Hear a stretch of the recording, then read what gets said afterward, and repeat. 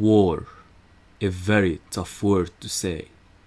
Mr. V has been ravaged by its effects for far too long, so he decided to take matters into his own hand. He decided to challenge all inhabitants of the land to a game of chess. And whoever is victorious will rule the land, will rule the kingdoms. Wait, this isn't Game of Thrones. And he will become the most supreme chess warrior in all of the lands. So Mr. V decided to take on a new name. He called himself Dark V and donned the clothes of darkness. In this war, the very first war, he faces the big boss. A very tough opponent indeed. The big boss is a humongous force. So we will see what happened in this war, and I will lose this weird voice. Okay, so the first game we got Le Sicilien,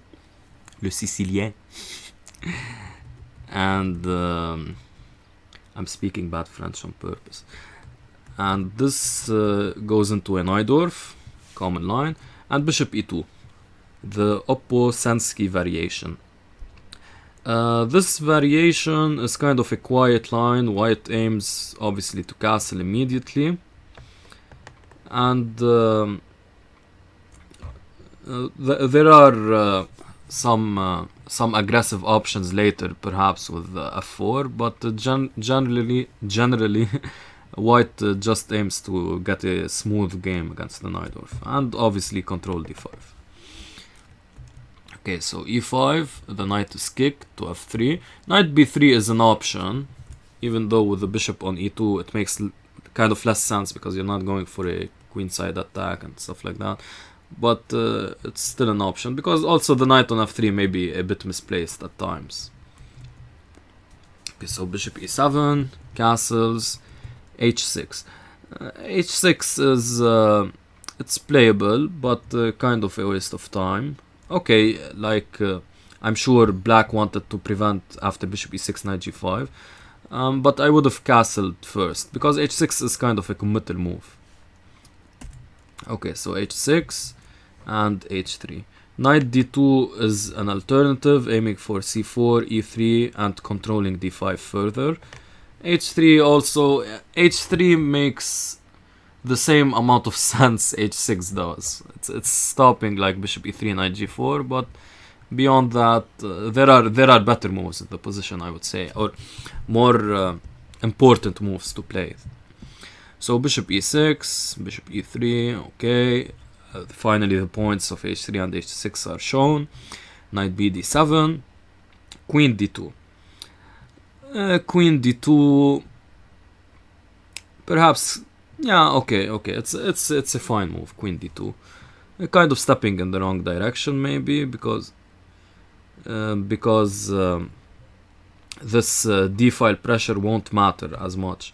So again, this knight maneuver should have been tried. Okay, the d-file pressure is played, and now the big mistake of the game, knight d5. So was Dark V going to lose the first game of the war? Well, not so, because black took on d5. This is something you should always take watch out for, and I've made this mistake in the past. When white plays knight d5, you should always make sure that e4 is you should always check whether or not e4 is protected, and here it's actually not protected. So yeah, black could have taken on e4 and an easy pawn up and won the game. So knight d5 is mistimed. Perhaps a3 here to prevent b4. Again, white's setup makes little sense. Black is playing well. Knight d5, takes. Okay, here also you're forced to capture with the e-pawn, which is kind of a concession. Bishop f5, and now white goes haywire with g4. Now this is an insane move. a4 was called for. Just breaking down the structure on the queen side and aiming for queenside play. g4 makes little sense in this position because white's forces on the king's side aren't that well placed either. So if white had played king h1, maybe there's a rook g1, g5 idea. But in this position it's not possible. So it's mistimed. And in fact, from here on out, black plays a near perfect game. Well, it's not perfect, but... Okay, here was white's last option to stay in the game, bishop f3. So if knight takes e6, we play bishop d5. But he didn't go for that, instead going for b4 and just handing the pawn for free.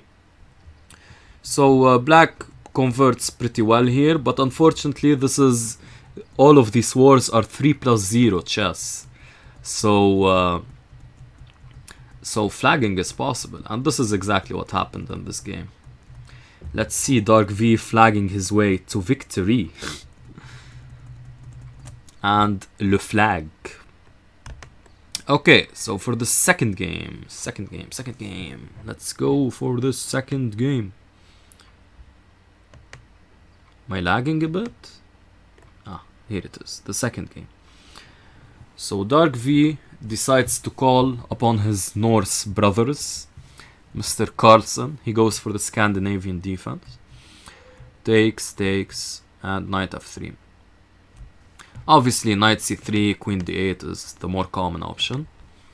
Knight f3 is another line. Now, Dark V decides to go for the normal Scandinavian with queen d8. So, even though the knight didn't kick him, he goes for queen d8. Now, of course, against knight f3, there are better options. Bishop g4 is one option, and knight c6 also is another option. And you could start with knight f6 as well. Okay, so knight f3, queen d8, knight c3. Okay, so now we kind of transpose back to the normal line. Bishop e2 aims to not transpose. And this is something that's very important here. Okay, so if queen d8 is played, you'd like... the problem in the Scandinavian is that black gets to play this structure and white isn't able to play c4. In many Scandinavian lines, white actually removes this knight and gets to play c4. Because the way to break down this kind of structure, c6 and e6, is to play c4, d4 and d5. But in the mainline Scandinavian you can't do that because the knight is blocking. Alright? So for that reason, knight f3, queen d8, you transpose to a Scandinavian where after e6 and c6, if I can draw some arrows, you can play c4 and d4 because your knight isn't blocking. So transposing back with knight c3 is kind of wrong. I like bishop e2, castles, and then c4 and d4. Again, if I can draw arrows. Okay, you get it, d4.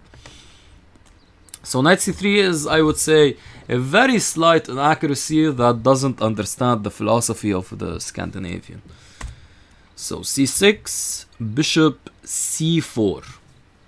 Alright, I would prefer to go back to normal lines with d4 and maybe now bishop c4, or the move I like the most here, h3.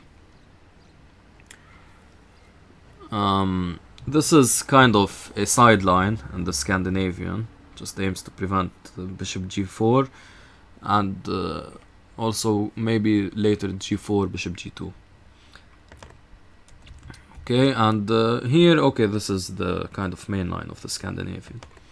So c4, bishop c4, okay, it's still fine. Bishop c4 isn't wrong or anything. I just prefer the d4 move order. And bishop f5, and now black misses an opportunity to play g4. And this is tactically justified because after takes, check, takes, check, we win back the material with interest, which is the exposed black king. So castles is a step in the wrong... It's not a step in the wrong direction, it's an inaccurate move. White could have exploited this position by playing g4.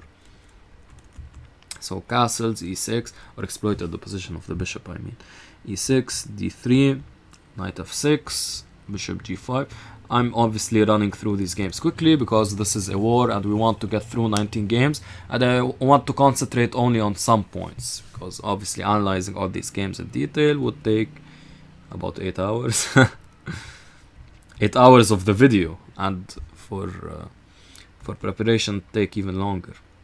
So knight f6, bishop g5. Bishop g5 is a step in the wrong direction. Knight e2 was warranted, aiming for maybe knight g3 or knight f4 or even bishop f4. So that if black plays bishop d6, bishop f4 trades. Let me draw some arrows. So if black plays bishop d6, white plays bishop f4 and is able to trade. So knight f6 and bishop g5 is a step in the wrong direction, because the spin really does nothing after bishop e7. It's a kind of it's a weak way to develop in the opening these spinning kind of ideas, bishop g5, bishop b5. Usually it's not so good. So rook e1. What I mean is that players rated lower than 1800 usually, they like to develop to g5, to b5, but sometimes it's really not warranted. Like in this case, the bishop isn't really that good on g5. I would prefer f4, for example. The pin is useless, especially in this position where you can go bishop e7 and knight b d7. Okay, so rook e1, castles, queen d2, another step in the wrong direction. By the way, something of note here, d3 is very passive. I would go for d4. d3 is sometimes played when you castle long against the Scandinavian. But if you're playing d3 and castling short, it's just very passive. You're giving black not only an equal game, but with other inaccurate moves like bishop g5 and queen d2, you're giving him the upper hand now. So knight b d7 and knight d4. A good move, attacking the bishop. Perhaps knight h4 was another idea, because knight h4 wins or threatens to win the bishop outright. Again, here was an opportunity for white to fix his mistake and go for d4. So knight d4, bishop g6. So what I mean here is, like, after knight h4, there's no bishop g6. There is this, but then there's h3. Okay, so knight d4, bishop g6, knight e4. This actually fails tactically. a6 is what was played in the game. A strange move as well. a6 just weakens the b6 square for no reason. You could have... Okay, he wants to play b5, but b5 also makes little sense, because the bishop just retreats and you haven't achieved much other than weakening your position. Actually, a6 doesn't even prepare b5, because I was thinking that after a6, let's give white a dummy move, b5. The problem is still knight takes c6. I thought a6 prevents knight c6, but no, that doesn't do it. So yeah, trying to understand a6 is a bit tough for me. Dark V goes astray here, unfortunately. Maybe too excited by having won the first battle of the big war. So a6. Okay, so here was an opportunity to take advantage of this configuration with queen d2 by going for a common trick. Knight takes e4, bishop takes. Now the material is even. Queen takes, knight takes queen, and bishop takes queen. Still even, but now I take a bishop, and I'm threatening your bishop, so I end up a piece ahead here. This is an easy way to calculate these kind of ideas. So you go piece, piece, we're equal. Then piece, piece, we're equal. Then here I'm a piece up, and he still has to save his other piece. So like bishop e7, I simply go here. He takes, I take back, and as you can see, I'm a piece up. So knight e4, a6, and now white goes for this kind of sacrifice. It's obviously bad. 2 pawns and the rook for a minor piece are never a good idea. Well, never. They usually aren't a good idea. especially in this position because it's a middle game position, and in the middle game the two minor pieces are stronger than the rook and pawn. And yeah, the argument here is in fact that white won 2 pawns, but even sometimes rook and 2 pawns aren't enough for the minor pieces, and this is a good example. Okay, so takes, and now black has a slight edge. Knight g4 attacking f2, and now in fact the only way is to protect f2 by going rook f1. Rook e2 is kind of also possible, but it misplaces the rook here on e2.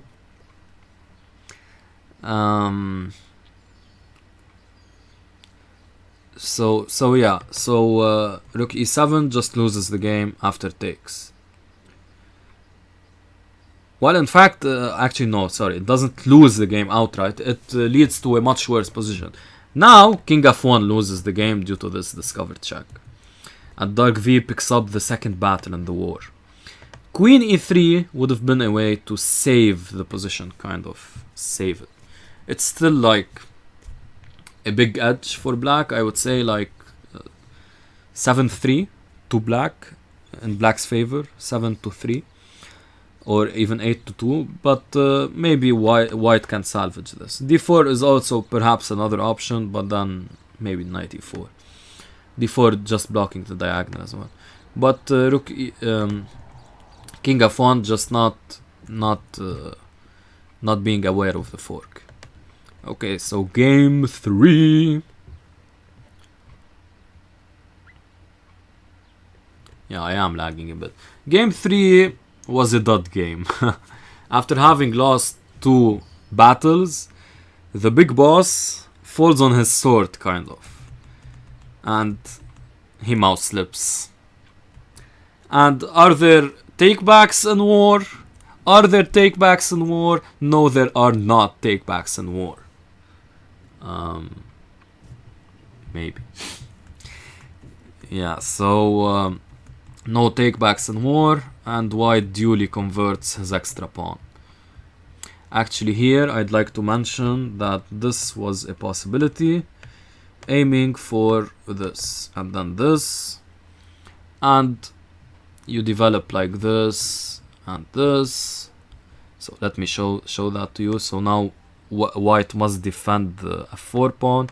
You go here, and now you can play bishop d7 because the knight is protecting it from the rook, and there's no b4 kicking your knight because this guy protects it. If there were a3 here, b4 would be possible, but a4 is played, so b4 is a weak square actually. Okay, this was a way to kind of stay in the game. White shouldn't have pushed the central mass here. He should have played h3, then pushed the central mass, maybe. He should have played h3 and waited a bit, probably. Then bishop d3, and then pushed the central pawn mass or something. But black doesn't make use of this, and white easily converts his extra piece. Okay, some of these moves weren't strictly necessary. There were better ways, but white simply converting easily. A pawn up, and the endgame is easily winning. Okay, game 4. e4, c6, the Caro-Kann. We have the Caro-Kann. Alright. And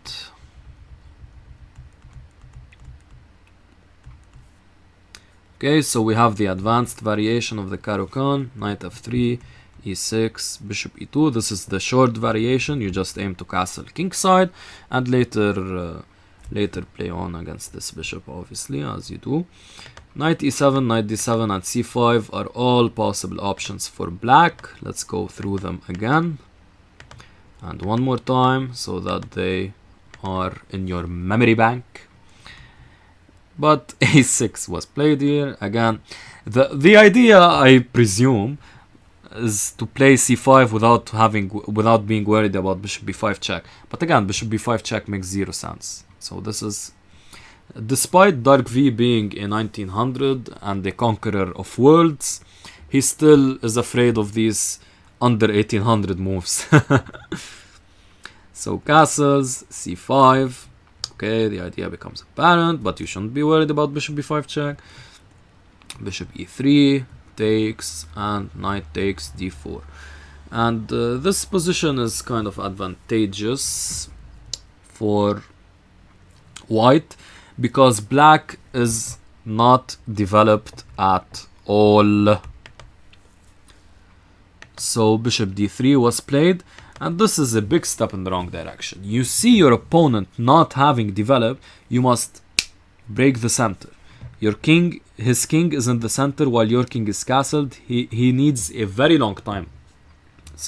He needs a very long time to castle. 2 moves.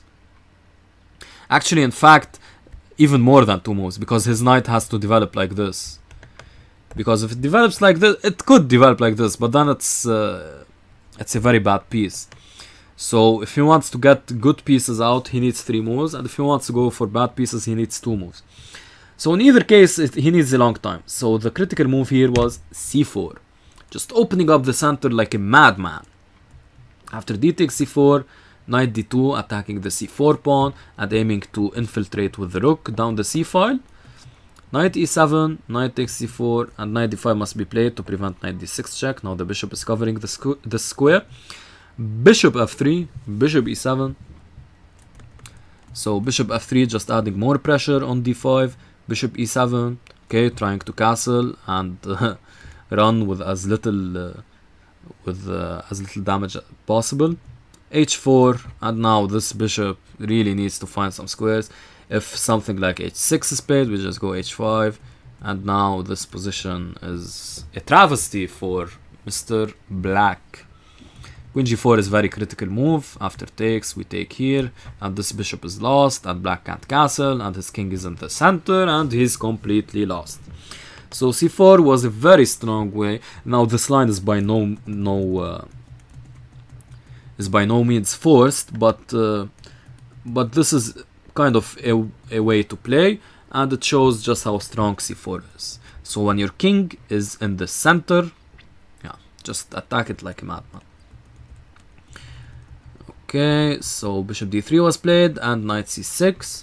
Maybe queen c7 was another option, attacking f4, bishop c5, knight d2, knight c6, and bishop a7. This is a way to develop for black. So you attack the pawn, you develop the bishop, and then you develop the knight normally, making use of knight takes c6, bishop e3 check, bishop takes c3 check, and knight 2b3 attacking this guy, and you go back.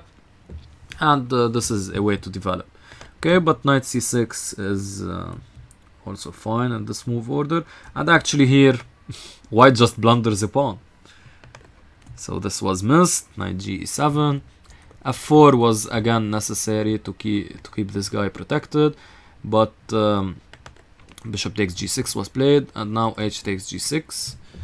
Knight takes g6 would attack the e5 pawn, but first there's knight takes e6, b takes e6, and then protecting the pawn, and there's f4 immediately, so knight takes wouldn't make much sense.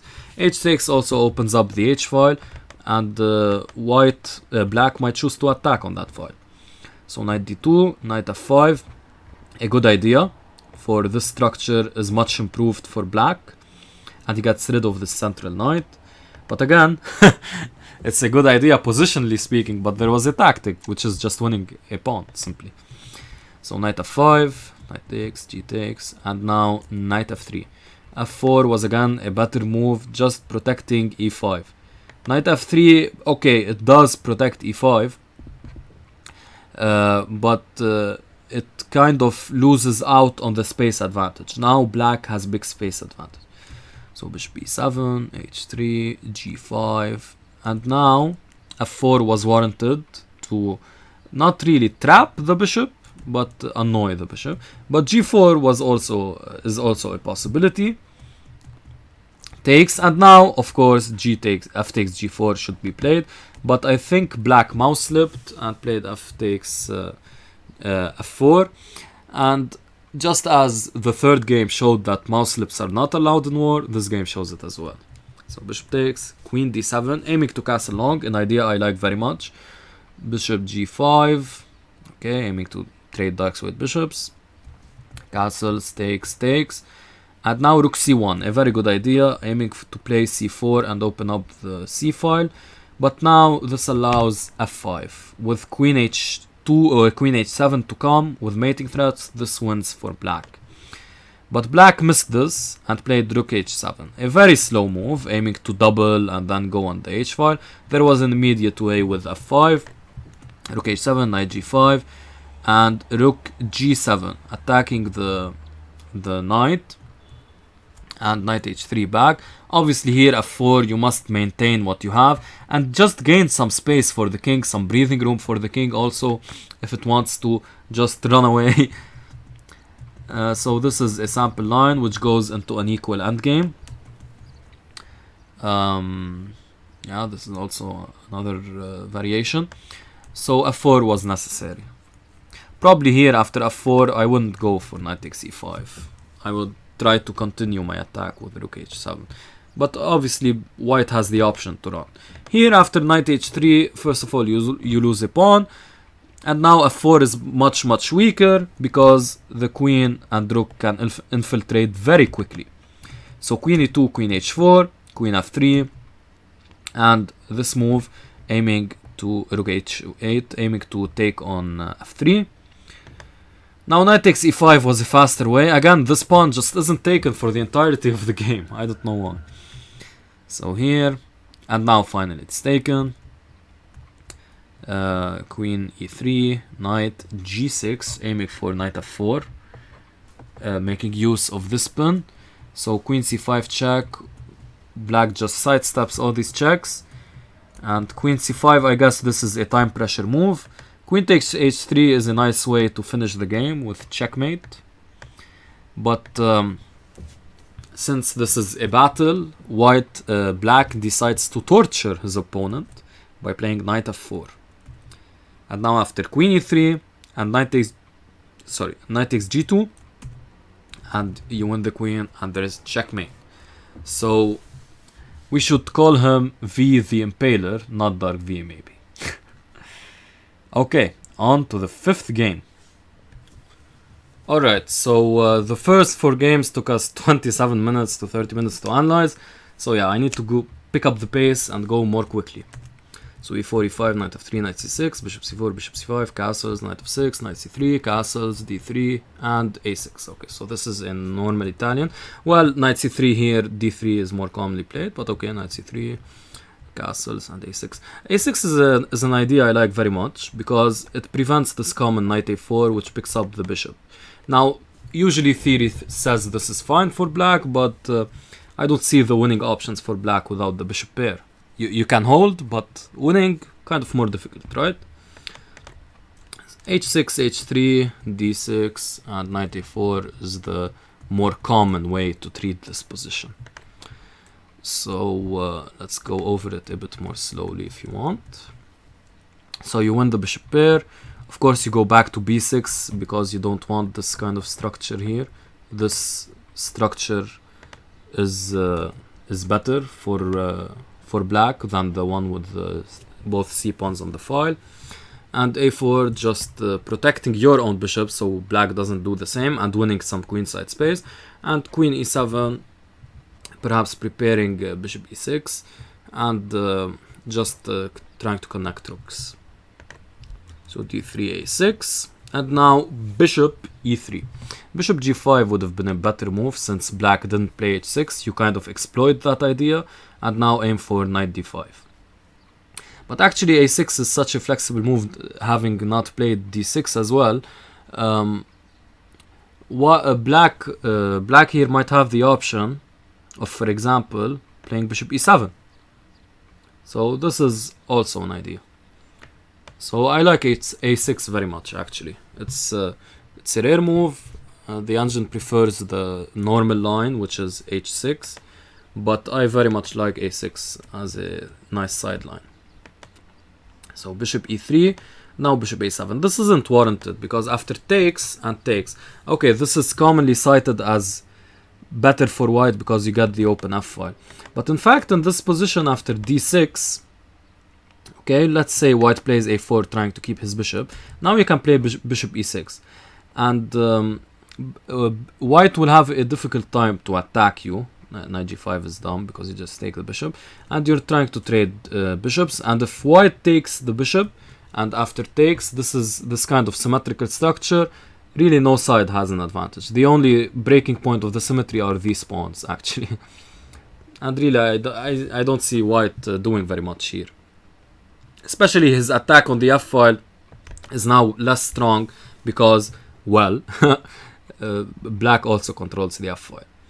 And otherwise, so rook b1 maybe preparing b4 and the game continues. Otherwise, if you go queen e1, black can actually try to win the bishop pair, well, or try to win the light squared bishop with knight a5. You go back, takes. At c6, preparing perhaps d5, just also preventing knight d5. Knight h4, aiming for knight f5, queen g3, which is what happens. h6 is a long-term prophylactic move. It does weaken this f5, so after knight f5, black does get more white does get more targets because the pawn is on h6, so it kind of gives white a hook for the attack. But it's a very deep move that aims to control g5, which you will see will become relevant later on. So knight f5, a5. Now black just aims to push this pawn and create counterplay by b5 later also. So queen g3, and now you must take to prevent the checkmate. Rook takes. F takes is a weaker option because then your attack is stifled. You really have no way to attack, so rook takes. b5, aiming for the queenside counterplay we spoke about. Rook a f1. Knight d7 is a very important move. Whoops. Where is it? Where is it? Where is it? Yeah, knight d7 is a very important move because this tactic would win a piece. So knight d7 is played. Knight e2 is also a remaneuvering. a4 takes. And now the relevance of g5 becomes apparent because now rook g5 isn't possible. And also, perhaps later on after this rook moves, queen g5 to trade these queens might become possible. So all of this didn't happen. Bishop e3, bishop a7. And it's step in the wrong direction. Takes. And now you must take with the rook because taking with the knight just loses a pawn. And here white in fact had a cute tactic which is takes. Now as I said, two rooks for the minors isn't good. Two rooks. A rook for two minor pieces isn't good, but here, or a rook and a pawn for two minor pieces isn't good, but here after e5 and knight e8. Now, black's best option isn't to move the knight, but if he moves it and just lose the knight. So white would end up trading 3 pieces for the rook and pawn, which is obviously much better for white, basically winning. But after knight e8, queen f3 check makes use of these 2 loose pieces, and the connection point is f3, and you win these 2 loose pieces. So this was another option, but here white is simply a pawn up, and again he duly converts. h6 was a very weakening move. You should just play rook e8 and protect the pawn. I noticed something that here in the first game, if you remember. Wait, was it the first game? Now I'm the one who's not. It was the second game. In the second game here, white, Mr. the Big Boss, didn't protect rook f1. The f2 pawn, and here in the 5th game this happened as well. He didn't protect the f7 pawn with rook f8. So h6 takes, and this game is over with a very nice checkmate. Let's go for game 6. Game 6. Oh my god, the Sicilian. Dark V is becoming more aggressive, so it's 5-0 for Dark V. The battle is raging on and the war is raging on. Will Dark V win? Spoilers, I don't know. Knight takes d4, knight c6. Okay, this is the 4 knights of the Sicilian with e6, an opening I know very well. You can check out my game against MLN8 in the Lichess 45-45 league, which I recorded live. So d6, this is a way to go into the Svechnikov. And now bishop e6 is wrong, b5 must be played, knight d5 and then f5, this is the main line. Bishop e6 is wrong because it allows knight c4. So the only move here is b5, preventing knight c4. So you play a6 to prevent knight d5 and knight c7 check ideas, and now you play b5 to prevent knight c4 ideas. So it wasn't played, but whoops, my bad. I kind of revealed the outcome of this game, even though you can actually see it here. So bishop e6, and white didn't exploit that with knight c4. He goes knight d5, takes, and this is a huge mistake. If it's one thing you should know about the Svechnikov, and the Svechnikov is this structure known as the Boleslavsky hole, which arises in the Svechnikov, the only thing you need to know about it is that control over d5 is crucial. If black is able to control d5, he equalized or is better. Usually he's better. And if white is able to control d5, he can go on to win usually. So here, after taking, you should always take with a piece, not with the pawn. Even though the pawn wins the tempo against the knight, but this doesn't make much sense. Knight e7, g3 and f5, and black is doing very fine. Queen a5 check is a step in the wrong direction. I don't know why the check is necessary to insert. c3 and now knight e7. Knight c4 attacking the queen. Queen c5 is the more aggressive option, maintaining control over d5, the d5 pawn, and again this pawn becomes a target. That's also a second reason why taking with the pawn is bad in these Boleslavsky hole positions. So queen c7, again queen c5, keeping pressure on the d5 pawn, knight e3 and bishop g7. Here f5 needed to be played again, because you don't want white to be able to control the light squares. You want bishop g7 and a later e4, and your bishop is fine. Now after bishop g7, bishop d3, you can never play f5, so this bishop of yours is dead. And after queen c5, c4, queen d4, queen d2, here there was a big miss by white, which is actually even here. After queen c5, white should have played queen h5, again further controlling the square. So after c4, queen, queen, and this, they were able to get this bishop open, and now this bishop is a monster. So a big strategic mistake. Check, he moves, and this is an opposite colored bishop endgame, and in fact a skewer was missed here, actually a pin, and yeah, black is doing fine here. Here there was an opportunity for another pin, which was also missed. So rook a7, and now finally the battle is over. So yeah, some strategic points here. Black should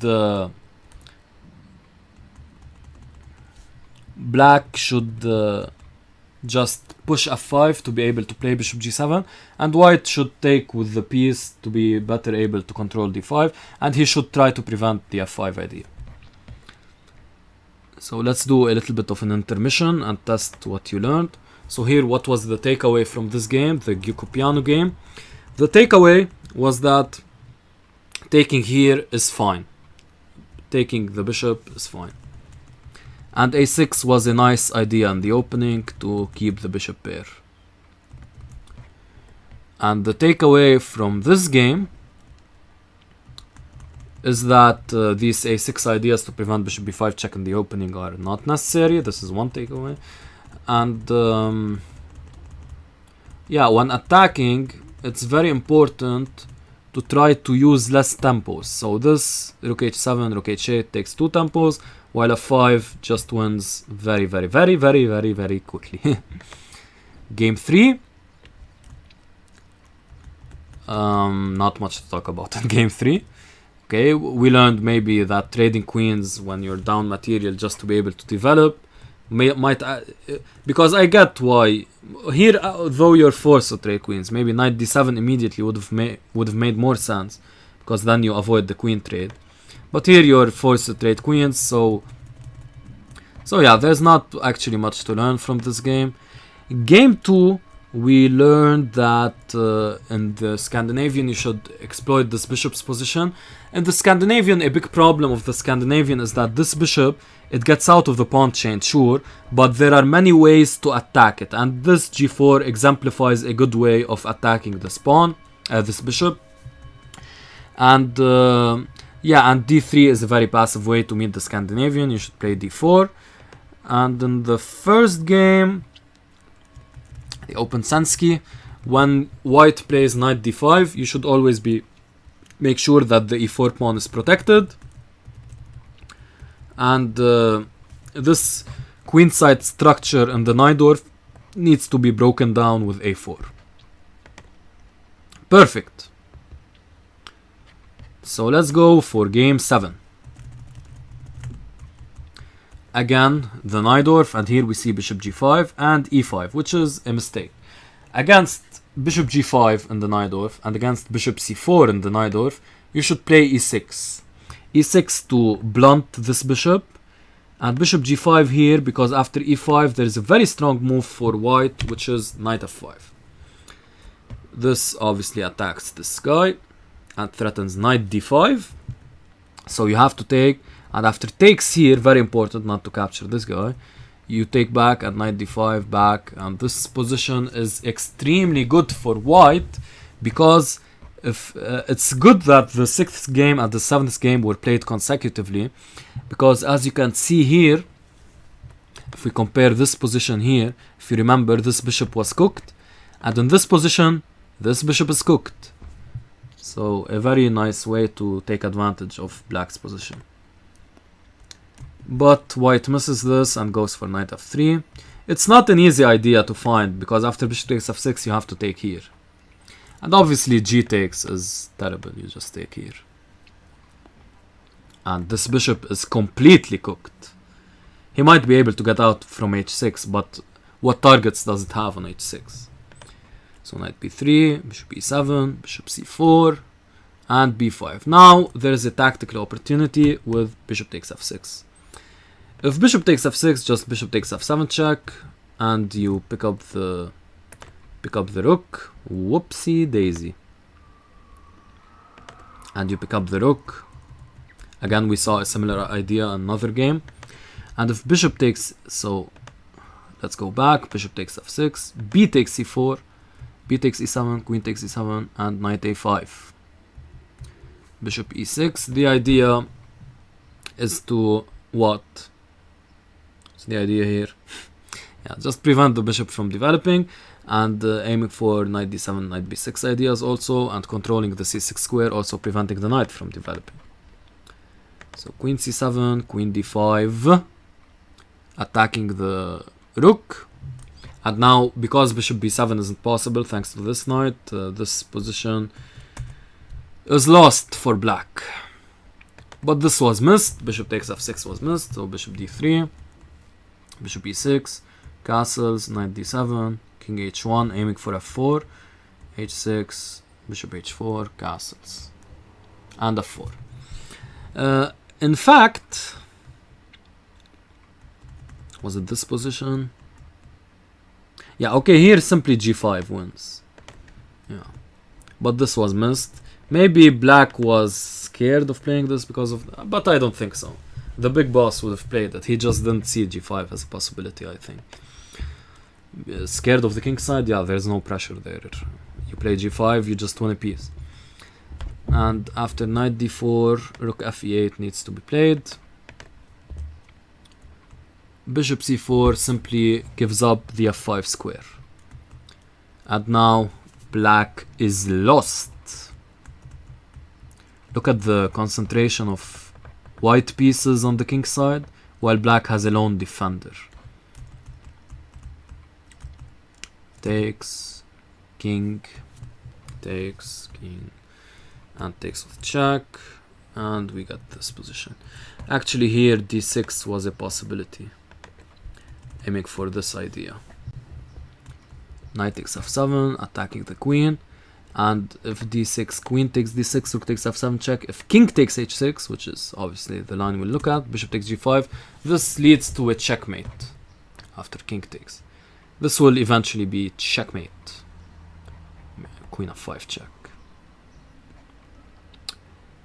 So this was missed. d6 was missed. Not an easy move to find by any means. Bishop takes g5. Bishop takes g5. Check. Takes. And takes with a knight.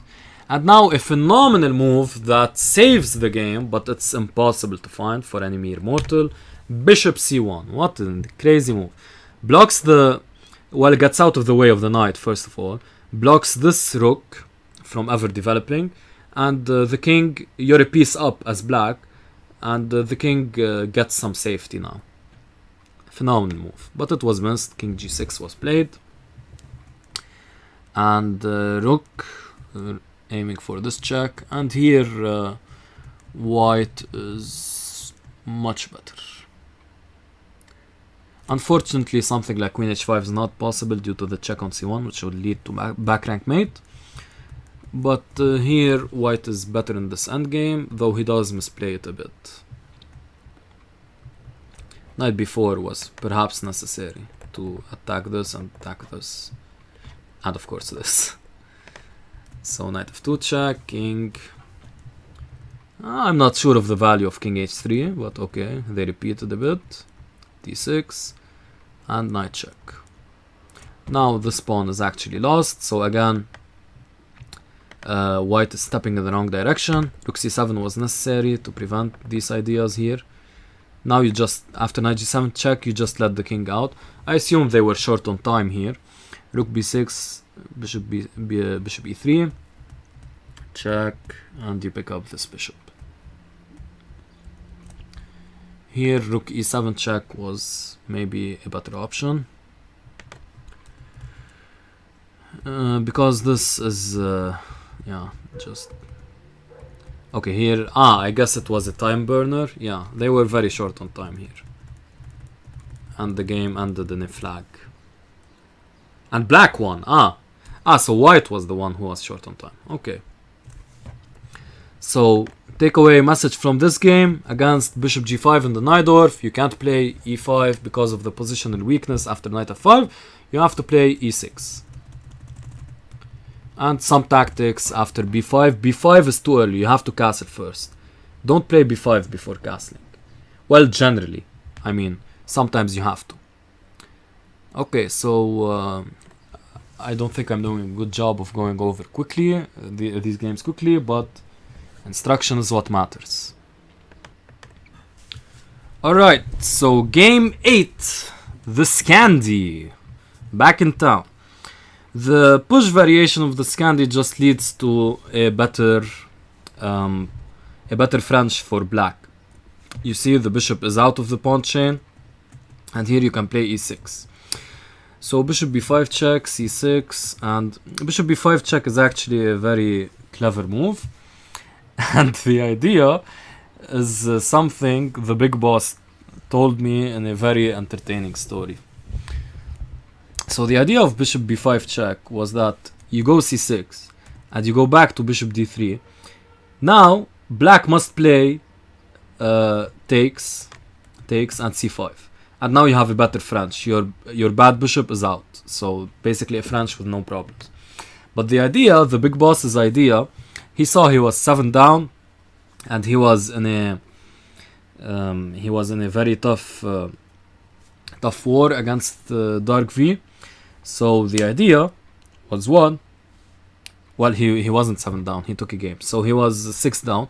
So the idea was that because black wasted a move by playing c6, he wouldn't play c5 because he'd see that as a loss of tempo, even though c5 is necessary. So a very shrewd observer, Mr. Big Boss, a very intelligent decision to play bishop b5 check, c6, now bishop d3, because he knew Dark V wouldn't waste a move playing c5 because he was at war. Dark V was at war. He wasn't going to waste a tempo. So very clever idea. So here actually you have to play this c3 as white, c5. And yeah, again, this is a bad French, but maybe white can kind of hold this. But knight f3, again, c5 should be played. All the time c5. And finally, at long last, c5 is played. And in this position, actually, castling long isn't warranted. But castling short also has its drawbacks. But no, castling long is just very tough to meet after c5. Now, black has a big edge. The idea is that after c takes... sorry, I apologize. So here, actually, it's still kind of equal, the position after... if white doesn't play h3. h3 is just a waste of time. I don't know why h3 is played. Maybe aiming to go for g4. But g4 could be immediately played. So h3 may be like further protecting h2 because it might become a target. But I mean, it's protected twice and only attacked once. So h3 is a bit of a strange move.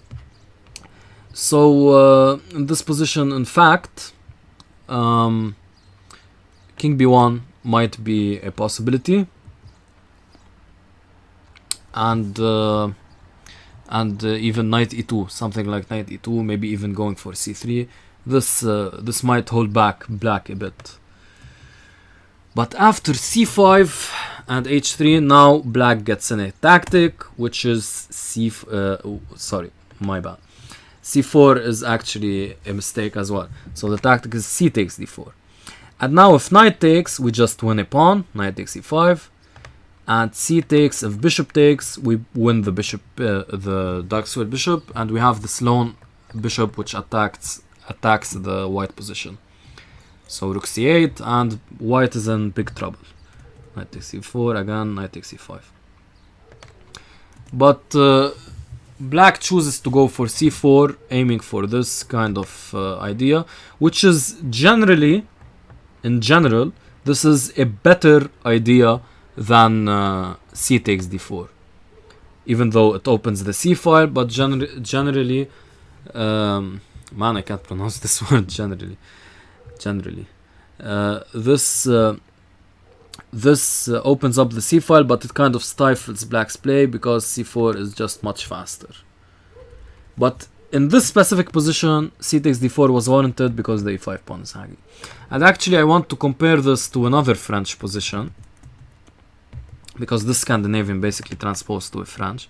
So let's compare it to what? To the main line of the Steinitz variation. This line, f3 here, bishop e3, bishop e7, queen d2, and castles. Here, as white, you can't immediately castle. You have to take here first. Because if you immediately castle, c4 just wins for black. I can show you the engine evaluation. It's minus 1.5. So c4 just wins for black. So this line kind of transposes into a similar thing, but actually in this specific position, so maybe dark V knows about this French line where c4 is winning, but in this specific position c takes d4 was winning because of the tactics. But anyway, c4 is played, bishop g5, bishop e7, and now h4 actually keeps white in the game, but instead g4 is played, and g4 simply allows, well, actually g4 allows this tactic, knight takes d4. Again, this is kind of a he takes me, you take me kind of tactics. So let's count. We won a pawn. If he takes here, I win back a piece. So we traded pieces and I'm still up a pawn. He takes the queen, I take the queen. So all of this and I'm up a pawn. And in this variation, if knight takes d4, I take here and again I'm up a pawn.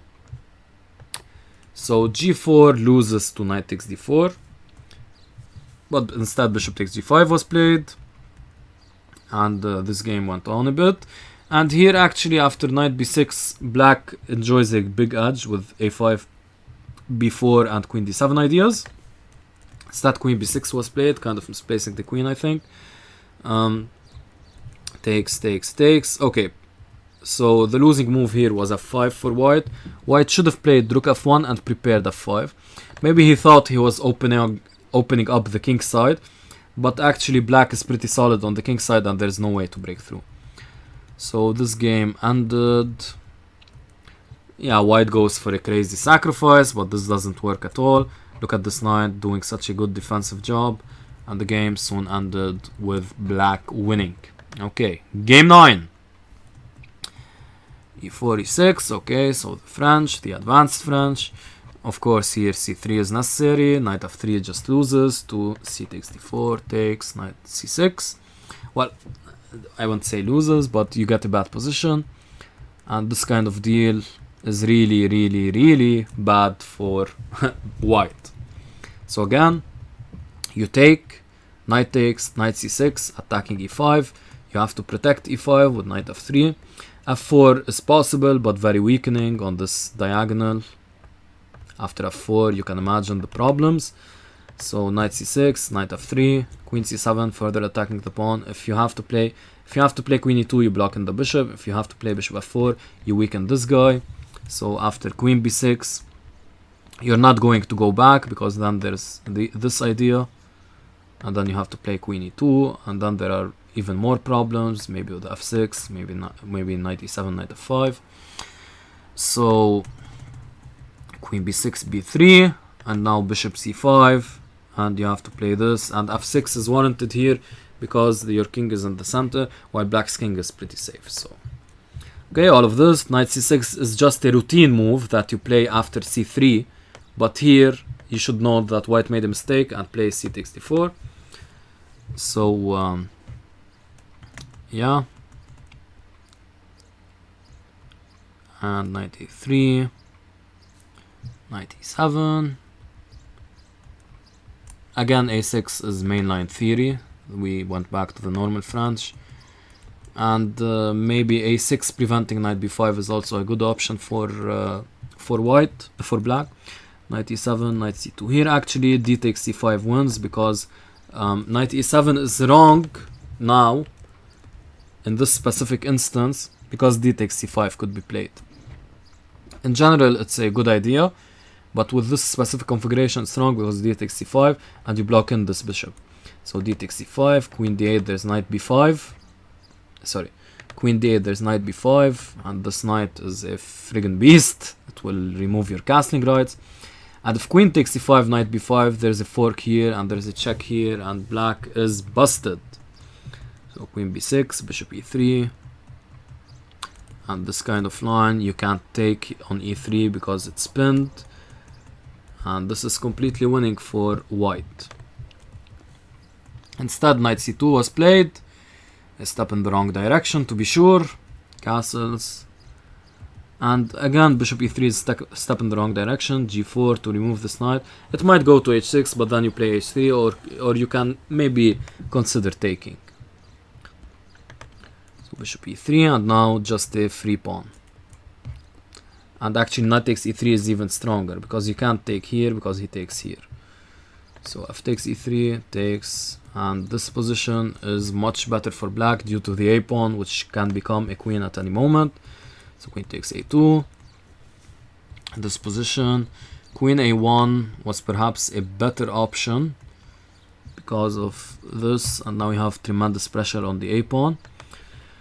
Queen a1 and this, we got to play this, winning the c6 knight. So okay, and here he just loses the rook. The rook is now trapped, and bishop a6 is a very good move. Rook c1 kind of kept black in the game, white in the game a bit. This is kind of okay, your black is a pawn up, but kind of keeps white in the game. Knight b4 just loses due to this. And now knight a6, funnily enough, bishop takes a6 of course wins, but he loses the bishop instead, but still completely winning for black, an exchange and a pawn up. And we'll see the conversion very quickly. Okay.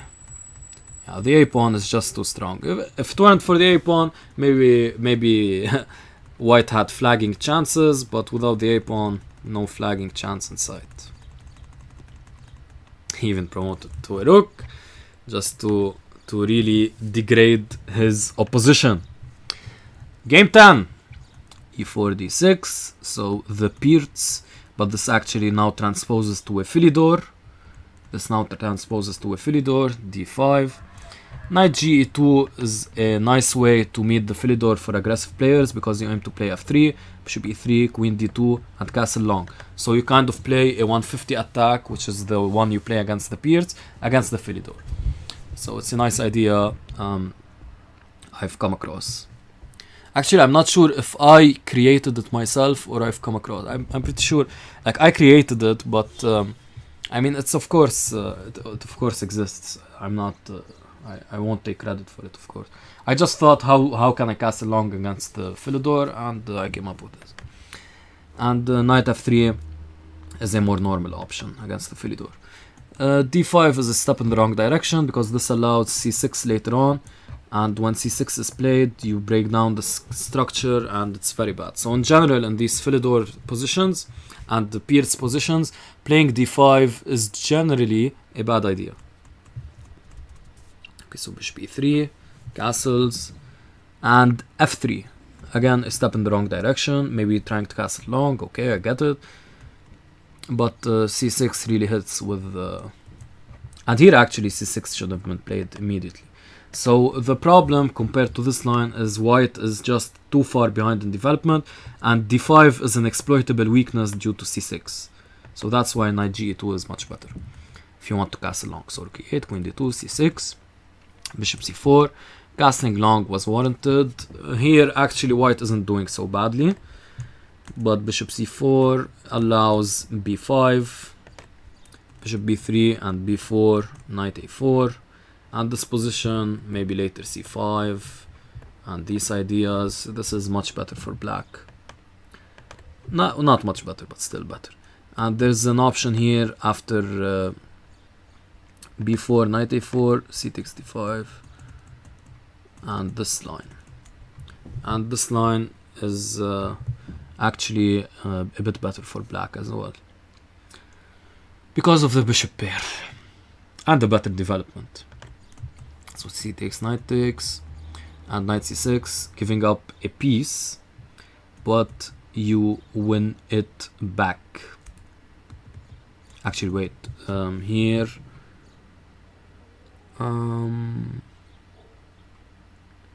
wait a minute, what is this line? Wait, takes, bishop d7.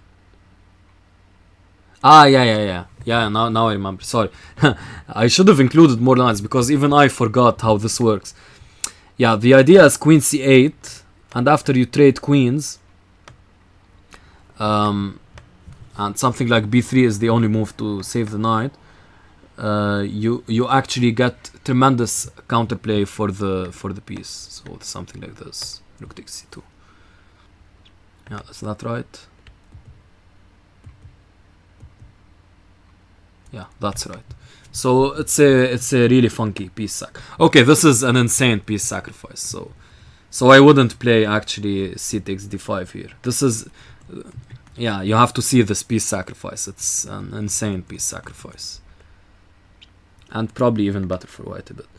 So you play knight a6, and then you develop like this. Okay.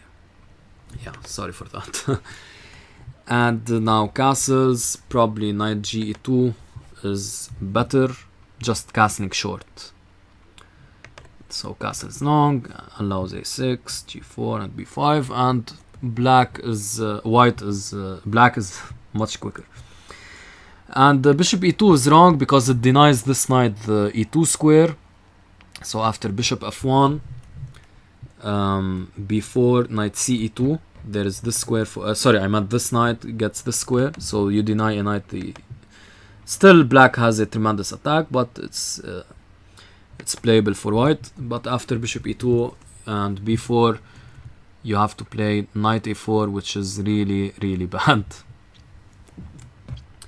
Queen a5, b3, and bishop d7 is a common way to meet this to play this against this a4 knight, but instead black goes for the immediate bishop d7, and now queen a5 is still an option.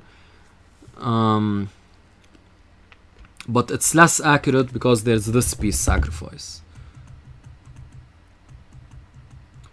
And okay, of course, white is completely lost in this position, but he was completely lost here. So queen a5 would be more accurate because it prevents this piece sacrifice. It makes it less appetizing. But here instead, bishop d7 and knight takes c5. Now this piece sacrifice is more appetizing because the queen isn't here to control the c5 square. And attack a2 also. So now all of these moves come with tempo. You have to move the knight, you have to move the bishop. Queen a5, you have to move the rook, and you went back a pawn. And this position maybe something that attacks a6, and not immediately though.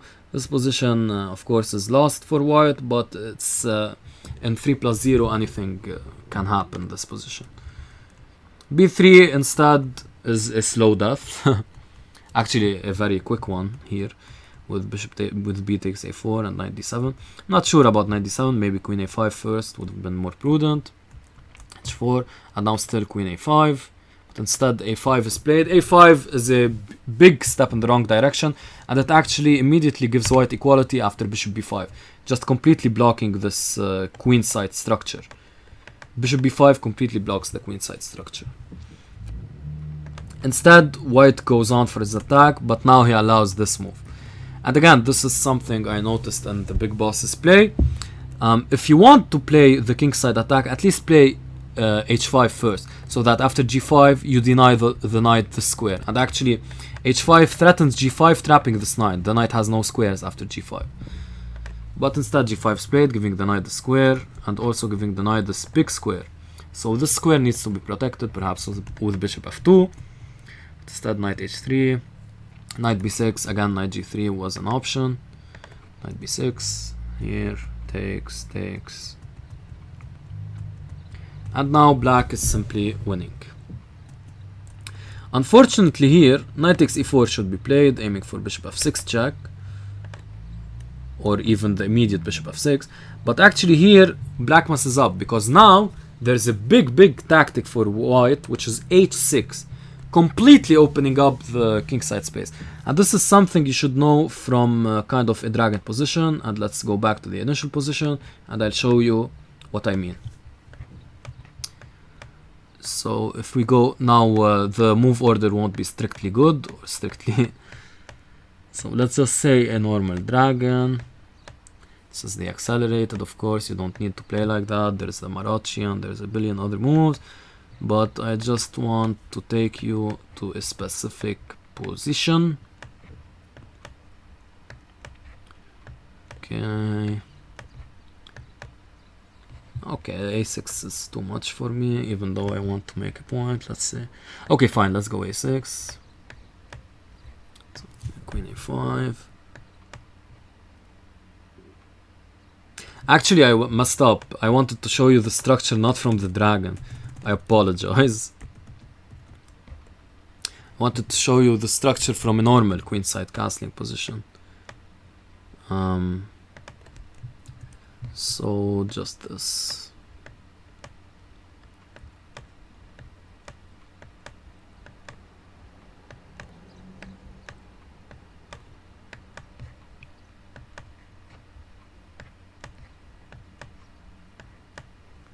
Yeah, so this.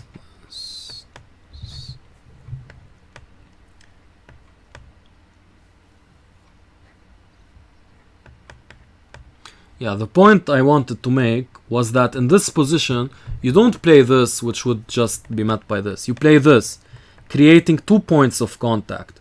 So the king side will open up no matter what, because there are 2 points of contact. And if allowed, if black doesn't do anything here, goes for his own counterplay, you don't even take here. You actually play this, h6, completely opening up the king side. Any recapture, and you just open up the king side, and of course you get the g7 pawn and can have tremendous pressure on the g7 square. So this is exactly in this position, and let's just flip the board again. So actually in this position, white had an opportunity to equalize after f6 with h6. So g takes h7 check though was played, allowing the king just to get safety behind white's own pawns. Rook g6, and again a4 is mistimed, just take the pawn. Attacking the queen, a4. Again, there was an opportunity for h6, which would have been very dangerous. Rook hg1, very slow, allows this check, and now bishop f8, and black is completely safe now. In fact, here there was still an option to perhaps draw the game with rook g1, aiming to meet queen h6 with queen e1 and rook g1. But in the game, rook g3, queen h6, queen e1, now there isn't the time to play this. To play rook h1, I mean. So rook g3 was another mistake, and the mistake that broke the camel's back. And game over. Game 11. Okay, so dark V actually opens up with knight f3, a very positioned move, just trying everything. g6, d4, and c4, and this now transposes to a King's Indian attack. Bishop b2, knight d7, kind of a sideline. Knight c6 is more commonly played, aiming for e5, or e5 immediately, at knight c6. But knight b d7 castles, aiming for c5. I don't like the c5 line very much. Even now, just go for knight for e5. But still c5, d5, and a6. Another step in the wrong direction. This is just too slow. White enjoys a really nice position. Of course, whenever you see a6 in these Benoni kind of structures, for now this is a Benoni kind of structure, this pawn setup, you have to immediately play a4. And this is kind of how I test if a player really knows his Benoni structures. If after a6 he immediately plays a4, I'm like, yeah, this guy knows what he's doing. But h3 was played. b6, kind of passive. Maybe even now you can play for something like a Benko idea with b5. Maybe, probably not. But b6 was played. Again, very, very slow play by black. Rook e8. Black just is like 70 tempos down in a normal Benoni, so not very good. Also, after queen d2, e6, takes, and rook takes, in this position, bishop e3, rook e8, queen d2, and e6. The idea, of course, is to open up the center, but it's going to be very slow. So rook takes e6, and now knight g5, aiming, of course, to annoy this rook, and rook e8 takes, and now this position is basically lost for black. He has no pieces developed.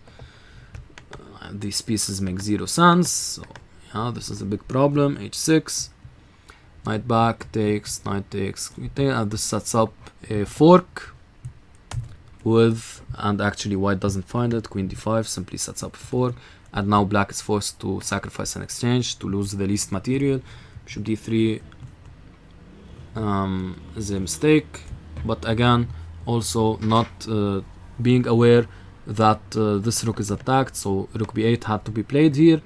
And rook b8 actually threatens to kind of trap the queen, so bishop e2 must be played to allow the queen to retreat, because otherwise, let's say white plays this, the queen is really, really short on squares, it has none in fact.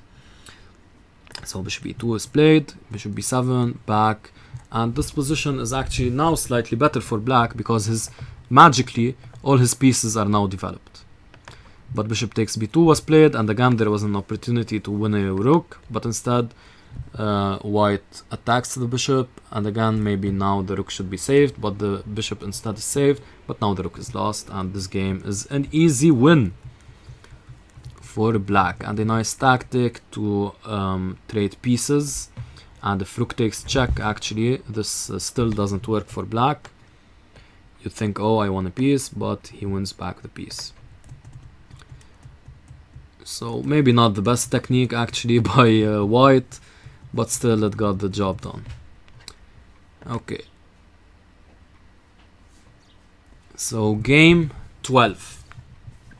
The Caro-Kann makes an appearance now by dark V, e4, c6, d4, d5, e5, and bishop f5. Again, the advanced variation of the Caro. Knight f3, h6. Okay, h6 is a very, very weird sideline. It's e6 and bishop e2. This is the short variation we saw in the previous game. h6, bishop d3. Of course, knight h4 is better to just annoy this bishop. Also, bishop e2 is possible. Bishop d3 kind of justifies the Caro-Kann. You're just trading the good bishop. You shouldn't do that. So, takes, and e6. And now black, again, is in a better French position.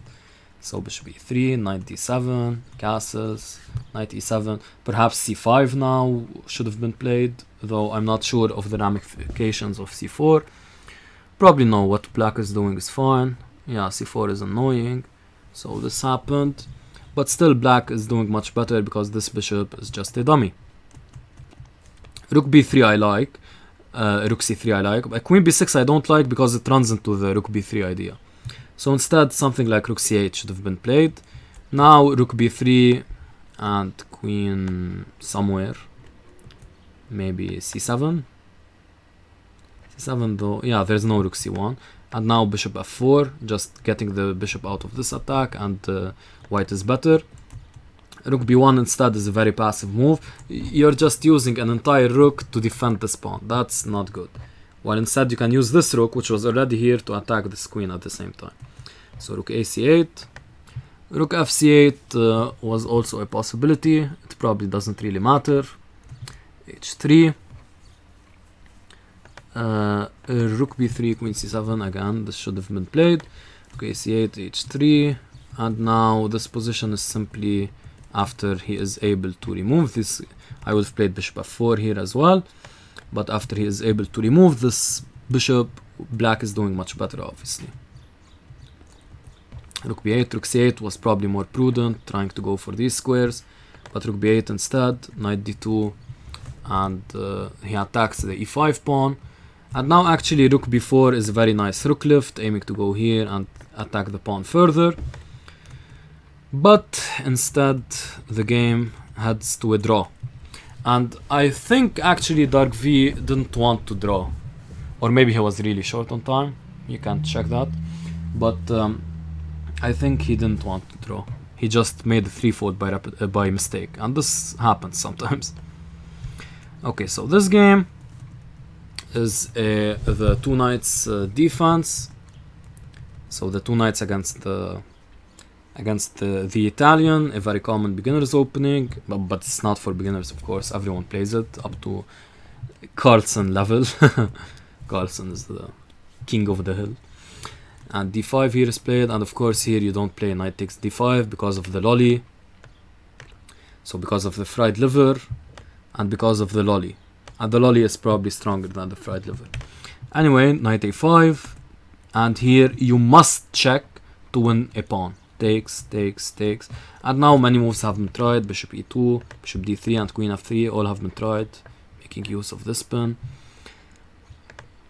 So bishop b5 check needs to be played so that you end up playing a gambit as black. So black sacrificed a piece, but black gets a lot of counterplay actually. Instead, bishop b3 is played, losing the pawn and losing the extra pawn and losing the bishop pair. So now in fact black is better. Queen f3, of course, aiming to get a checkmate and aiming to attack this pawn here. But d3 was a better option, probably not going for these kind of tricks, because after queen f3 there's f6, which greatly annoys this the development of the white pieces. And this wins a piece. So f6, knight e4, and f5 again drives the knight back. You have to go to g3. You could maybe try, my bad. You could maybe try to go to c3, but then still knight b4 hits. All the same, knight b4, knight a3. You have to protect the c2 pawn, and of course queen c3 makes little sense. You're just moving your queen around and also only protecting the c2 pawn. So knight e3, at least you develop and protect the c2 pawn, bishop c5, aggressive move, development, you want to castle, and this position is much better for black. Instead, queen takes g5 is played, and the knight is recaptured, bishop d6, castles, castles, d4, and queen g6 is now played, aiming to go for this bishop h6 idea, but in fact that doesn't work because the queen is protecting. So instead here bishop e6 would have kept a level game for black, maybe even better. And after d4, actually I want to mention queen f5. This seems to be a better move than queen g6 because queen g6 kind of misplaces the queen on this in this position. Queen f5 at least maybe even retains g5 options later, and also further lends support to this pawn, of course. That's the main idea. Queen g6, yeah, you just lose this pawn. And the game after the piece, easy conversion for Mr. And it's funny that white does the same trick. Easy conversion for Mr. V-Man. Okay, game 14. This was a relatively short affair, again in the Scandinavian, this time a proper main line. Bishop c4, again I prefer d4 myself, bishop c4, bishop f5. Again there was an opportunity for g4, which you should remember due to the tactic we spoke about, takes and bishop takes f7 check. d3, e6, and again bishop g5 and d3 is wrong because it doesn't control the center, it's very passive, and bishop g5 is a step in the wrong direction. Queen d2 is another step in the wrong direction. a4 is an even bigger step in the wrong direction. I much prefer rook e1, which was played in a previous game. Rook e1, rook e8, and now knight e5. Again knight h4 was an option. In a previous game we saw knight d4 also, which was simply met with bishop g6. Not in this exact position, a4 wasn't played, but you get the idea. So rook e8, knight e5, takes, rook takes, and now there is a phenomenal tactic that's very tough to see, which is knight g4. In fact, attacking the rook, so if white gets out of the way of the bishop on g5, you just take the rook. But in fact, after bishop takes e7, there's a phenomenal move, which is queen c7, threatening checkmate. So if the rook moves, you go here. Well, it's not exactly checkmate, but I mean you win a pawn and you dislodge the white king position and you win back the bishop. So this is obviously much better for black, completely winning in fact. But instead bishop d6 was played instead of this phenomenal knight g4, bishop takes c7, queen c7 move. Bishop d6, back, a5, a good idea I guess.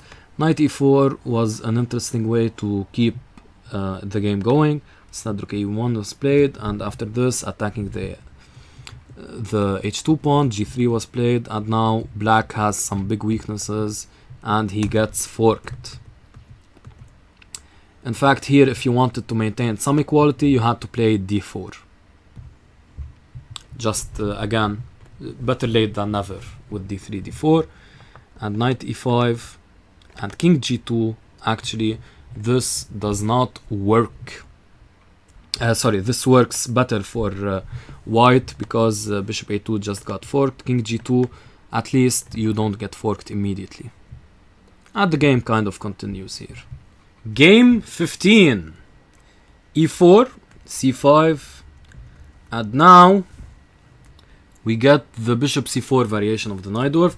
Again, as I mentioned before when we looked at bishop g5, e6 needs to be played to blunt this bishop.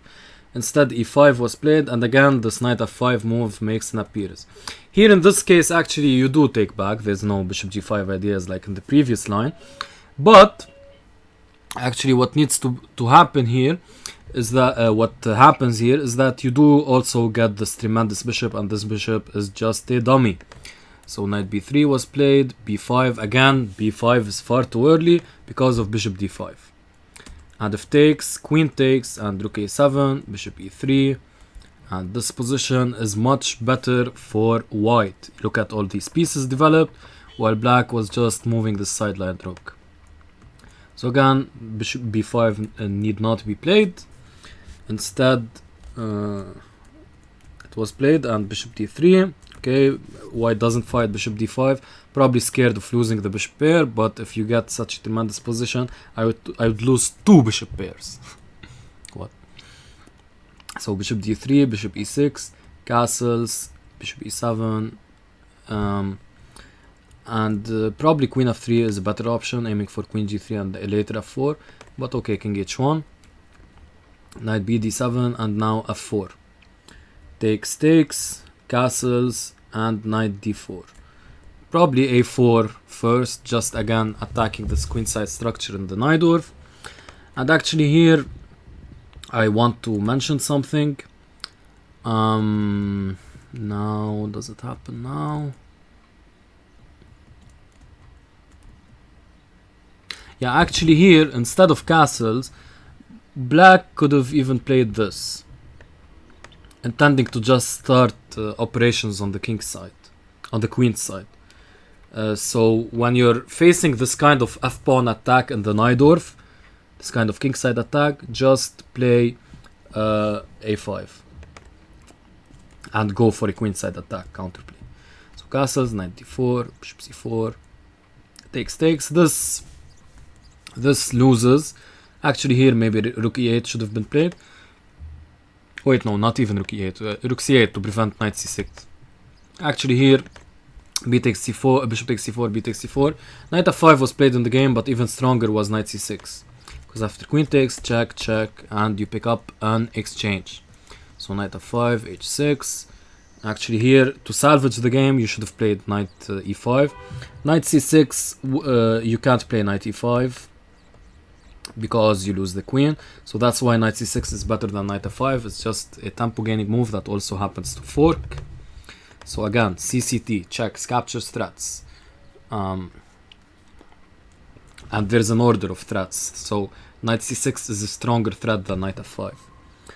Okay, knight f5, h6, queen f3, rook e8, and queen g3, lining up the mate here. So knight f5, knight h5 might be possible, but actually this is what was played. But it allows bishop knight takes h6 check, king h7, and now just queen h3, and this knight is in a very tough situation, so it needs to take, and this position actually leads to a checkmate. Well, not a checkmate actually here, but a big loss of material. So again, queen h3, and if pawn takes, of course we take this here, and knight takes f4, rook takes f4, g takes h6, check, and now we're threatening mate here, so the only way to cover it is with knight f8, queen d5, this lines up a nasty discover check, and if black plays something like this, this is winning in many ways. Probably I would repeat once first with this,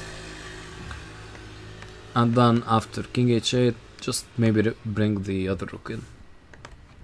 So queen g4 instead was played instead of queen h3, takes, and now knight takes, queen b6 takes, knight f6 check, king g8, queen h4, 3, and now knight d5, and this forks these two out of the, so if the knight takes, there's checkmate here.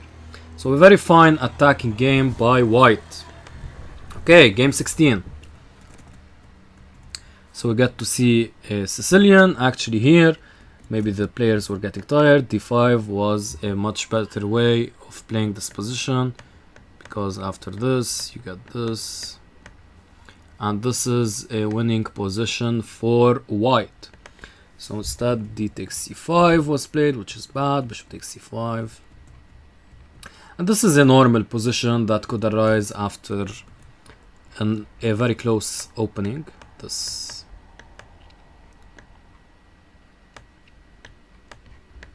a direct transposition.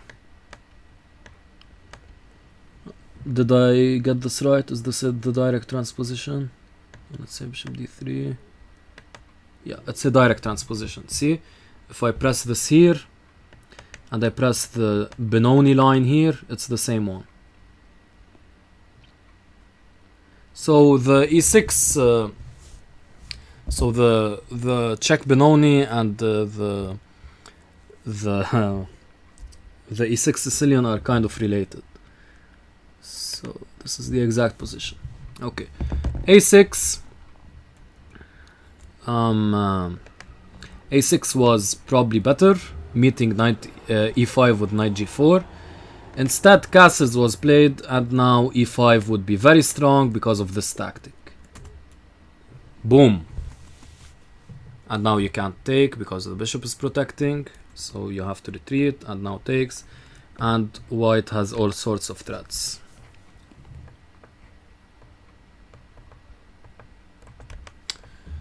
So this is very, very dangerous. Instead, bishop g5 was played, and now h6, bishop h4, g5. This simply loses due to knight takes g5. Bishop g3 was maybe another option, but I like knight takes g5. Takes g5, bishop takes g5, and king g7, f4, aiming for e5. Very well played by white, and d5 is played. Actually, e5 was forced here, but here black still loses this position. So due to knight d5, bishop e7, and now there are many options. Probably I just take here and aim for something like this. But f4, d5, and e5 was played, and now this move doesn't save anything, and black simply resigns. Very nice game by white. Okay, this game, knight c3 was tried. This usually transposes to a Verosov after d4, e6. If d5, this would transpose to a Verosov. It's called the Chigono variation. It transposes to a Verosov after bishop g5, I mean. So e6. So now bishop g5 is the Verosov, Richter Verosov. And bishop f4 would be the Jobavo. So d4, e6, and e4. Now this actually transposes to French, d5. And after e5, you annoy the white knight. So this is the Steinitz variation, which we saw previously, if you remember, about the c4 idea being very strong against castling queenside in the French. So try to remember that. If you haven't seen it, check out. It was game, I don't know, somewhere here. I won't waste time now trying to look for it. But you should remember it. Okay, bishop b4. This is a very rare sideline in the Steinitz. Actually, there are no master games in this position. It's kind of playable. It's a nice novelty, actually. I thank Mr. the Big Boss for this novelty. I might even use it someday. But it's not a very accurate thing to do, because c5 is simply the way to go in the French. The French is all about playing c5. If you're not playing c5, you're not playing the French. And this is actually quite funny, because Mr. the Big Boss himself was actually trying to, if you remember the Scandinavian game, he was trying to dissuade black from playing c5, and now he himself doesn't even play c5. So yeah, c5 was necessary here. c5 with the Steinitz, bishop b4, knight f3, c5 again, aiming for this kind of position. Maybe c takes, knight takes, and this is an acceptable position for black. But instead, knight c6, just even blocking the c pawn, and now white easily wins. f5 is a very smart idea, very good move. It's very necessary in the French, and simply the game is over here. No chance here. He castles long, of course. He should move the queen, but it's completely lost anyway. Moves the queen, there's rook f7, it's just completely over. So game 18, e4, g6, d4, d6. This is not a Peertz actually now, it's a modern, because this knight hasn't yet been committed to f6. It does get committed now, but still not really a Peertz. I would consider this a modern. Let's see what Lichess says. Yeah, it does still consider it a modern. Okay, going for a queenside attack, all fine play. This kind of idea by I don't know about going knight c4 exactly. It does open up the b file though. It's probably a good idea. And now h5, very good. F, rook b8, and now e5 simply wins, because you have to move the knight, and h7 is taken. Instead, g5 again allows knight h5, something the Big Boss was missing in his games, as I said before. Knight h3, now queen b6. Now e5 by black needs to be played, so that white himself cannot play e5. and this position is actually much better for black. So queen b6, knight a4, and here actually queen b4 attacks this knight and keeps pressure on the b pawn. Instead queen a5 was played, which is simply met with b3. I should also note that queen takes d6 here was a good idea. It wins the pawn, but not only does it do so, but it actually allows queen a3 to protect this b2 pawn further and just bring another defender into the game. But instead b3 was played, c takes, a takes, bishop d7. Again, this idea we saw before in these kind of situations. Probably though e5 should be played to again prevent e5 from white. This position is still good. Knight f4, and now queen g5 is the last chance to be able to defend. Probably here just rook g1, but still there are still some minor defensive options. But instead c5 was played, and this is now completely over. And a very nice mating attack by Mr. White. And now the final game in the series. So actually the big boss took this game, he won this game, and the final score after 19 games was... Actually, I forgot. I'm not a good war historian, right? It was 12.5 to 5.5. But that adds up to 18. Right? So how much was it? It was... Were there 3 draws? Because I only remember 1 draw.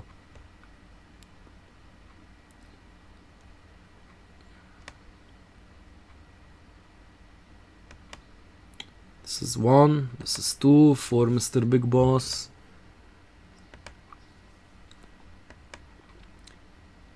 So 2 for Mr. Big Boss, right? And a draw. 3 for Mr. Big Boss. 4 for Mr. Big Boss.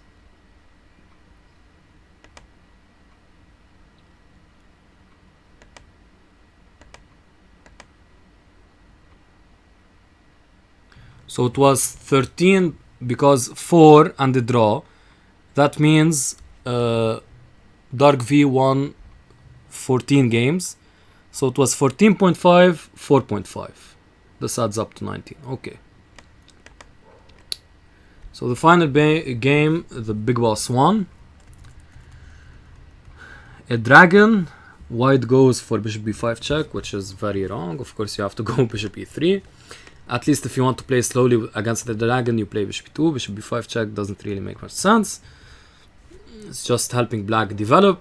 Castles, castles. And this position is already slightly better for black. h3, rook c8. This c file will become a large problem for white. Bishop b5, bishop f4 of course allows a fork, but black didn't see that. Again, previously in I think it was 5th, 6th game, there was g5 forking the f4 rook and the h4 bishop. Here again e5 was possible, but again Mr. Big Boss missed it. a6, bishop e3, getting out of the fork, and now b5. Actually rook takes c3 here. Again, I told you the c file would be a problem, and even though white isn't castled on that side of the board, but actually in this position, b takes and knight takes e4, this still would be a good sacrifice for black. But it wasn't played. b5 instead was played. Queen d2, rook e8, bishop h6, and now this knight d5 maneuver, kind of interesting, kind of good. It gets out of the c file, allows maybe c3, rook c1, c4, just to trade this backward pawn on the c file. It's a nice idea. Takes, and now bishop g5, making use of pin. Instead, maybe though rook ad1 would have kept the game in white's not favor, but it would have kept the game going a bit for white. But instead bishop g5 was played, queen c7, and now c3 needs to be played to just simply defend the pawn. Instead queen d3 was played, not taking note that e5 would remove this defender of the c2 pawn. Instead though, knight b3, queen takes c2, and rook ad1 would have still kept up pressure on this pawn, and this position might be salvageable for white. But instead knight e2 was played, actually also misplacing the knight, because on e2 it's just blocking this pawn. sorry, it's blocking the rook's defense of this pawn. So a very bad idea. Queen takes c2, and now this position was simply lost because knight e4 forks these two pieces, and there's actually no way for the queen to protect this bishop, and it's lost, and soon the game is lost. Black is a piece up, and he duly converts. Alright, so now we'll move on to something very interesting. It's the puzzles from these games. There are in total 42 puzzles, and Douglas fans will be happy. I love the number 42, man. And yeah, so we'll test your knowledge of what you learned from this video in these puzzles. So see you on the puzzles. The puzzles, I will go over these very quickly because we already took a look at them in the games, and also because this vid is going to be 2 hours long. So puzzle 1, this is from the first game if you remember correctly, a4 attacking the Najdorf structure. Let's go, next chapter. Okay, here this was the game with the mouse slip. If you remember correctly, knight g4 was played. Instead I recommend queen takes, and after rook takes just go knight d7, now knight c5, and develop with the bishop d7. Next, puzzle number 3. Of course you should stop the video or try to solve them on your own on lead chess, which is even more fun than doing them from the video. Okay, so puzzle number 3. Here, instead of bishop e3, which was what was played, bishop g5 is a better option. And here you can take, and after takes you have d6, and you're fine. Here actually you can do this because this position, there is e5 and a fork. Again, just pause the video whenever I start. So now you have an option to pause the video. Takes. Again, pause the video. I won't say this every time because it'll get boring. So I'll just give a few seconds before the puzzle and then tell you to pause the video. Yeah, so this position. Actually I don't know what should be played. Bishop g5 was played, right? Bishop g5 was played. It's bad, right? h4. No, not h4.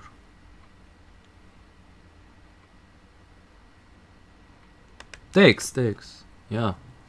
So easy. You have to play takes so that he doesn't take, obviously. Because if you play any other move like what I played, bishop g5, you allow him to take, and then take on e5. Easy. Okay, next.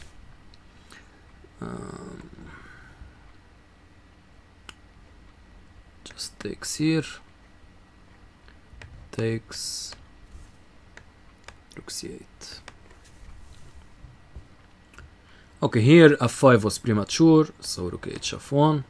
Actually I didn't make this an interactive puzzle. Damn. Okay, I need to fix that. Puzzle 10. Okay, this is a Scandi idea. g4. Puzzle 11.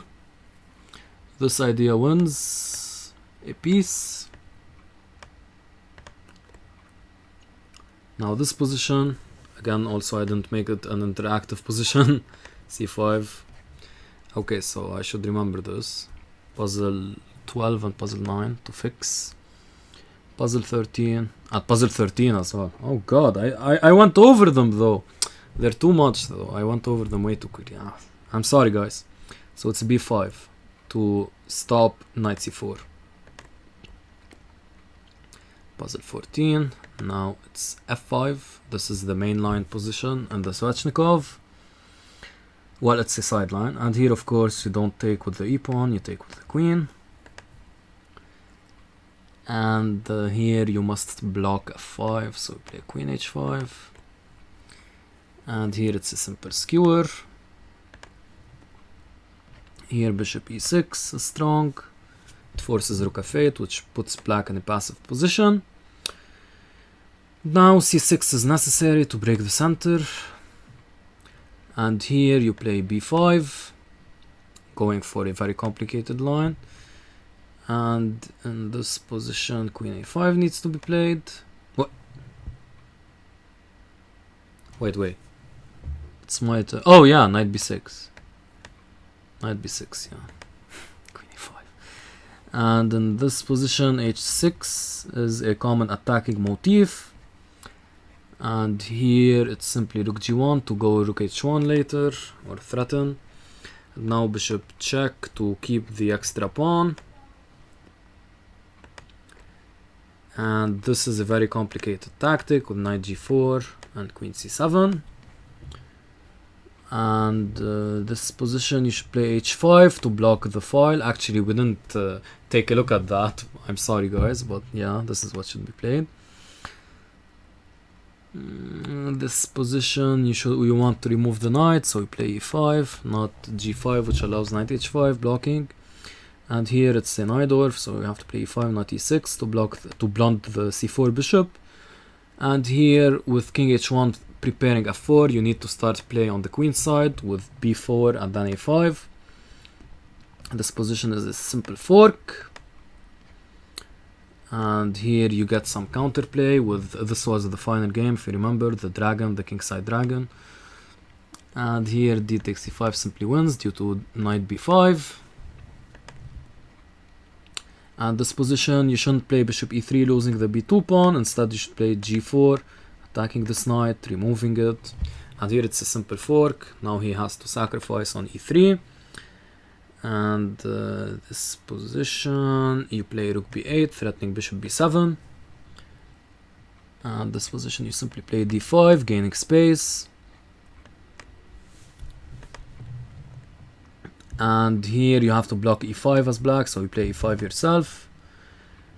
And this position you have to play, this is the Caro line, you have to play c4 to destroy the center. And here f5 simply to play queen h7. And this you have to play e6 as well, not e5. And here knight f5 is a very good move. And here bishop c1 is a phenomenal idea that no one would find.